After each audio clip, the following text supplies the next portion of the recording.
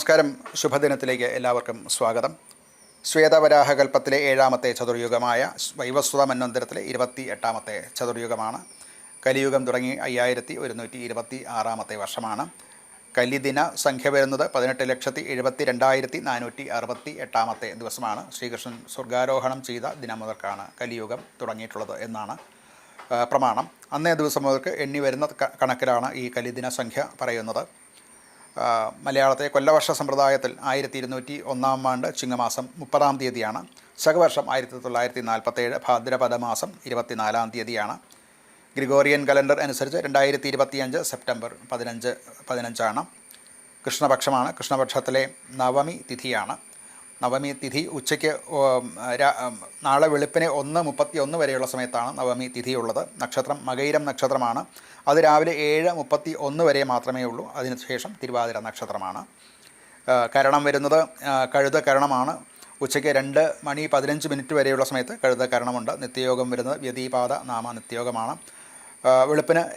നാളെ വെളുപ്പിന് 2:34 വരെയുള്ള സമയത്ത് ഈ വ്യതിപാത നാമ നിത്യയോഗം ഉണ്ട്. ഞാറ്റുവേല വരുന്നത് ഉത്രം ഞാറ്റുവേലയാണ്. ഋതു വരുന്നത് വർഷ ഋതുവാണ്. അയനം ദക്ഷിണായനമാണ്. ഇന്ന് ദിവസം തിങ്കൾ. ചന്ദ്രൻ്റെ കാലഹോരയിൽ തുടങ്ങുന്ന ദിവസമാണ്.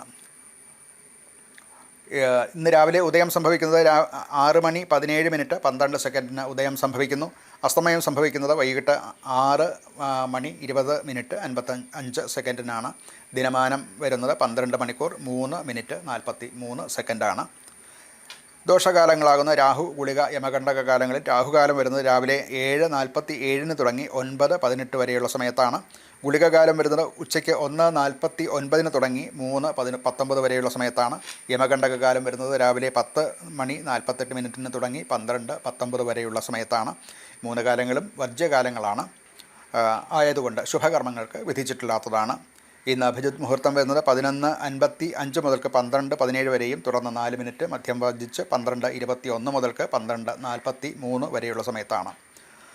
ഇന്ന് ചന്ദ്രാഷ്ടമം വരുന്നത് വൃശ്ചികക്കൂറുകാർക്കാണ്. വിശാഖം, അനിഴം, തൃക്കേട്ട ഈ നക്ഷത്രക്കാർക്ക് ഇന്ന് അഷ്ടമത്തിൽ ചന്ദ്രൻ വരികയാൽ ഇന്നത്തെ ദിവസം അവർക്ക് പൊതുവേ ശുഭമല്ല.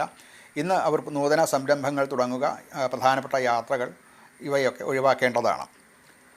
ഇന്ന് നക്ഷത്രം വരുന്നത് മകയിരം നക്ഷത്രമാണ്. പൗഷ്ടികമായിട്ടുള്ള കർമ്മങ്ങൾക്കൊക്കെയും അതുപോലെ വിവാഹാദി കാര്യങ്ങൾ, രാജഗൃഹം, ദേവഗ്രഹം മുതലായിട്ടുള്ള, അതായത് ക്ഷേത്ര നിർമ്മാണം, ഇങ്ങനെയൊക്കെ ഉള്ള കാര്യങ്ങളും എല്ലാ തരത്തിലുള്ള മംഗലകർമ്മങ്ങൾക്കും മകയിരം നക്ഷത്രം അനുകൂലമാണ്. എന്നാൽ തിഥി വരുന്നത് നവമി തിഥിയാകയാൽ ദോഷങ്ങളുണ്ട്.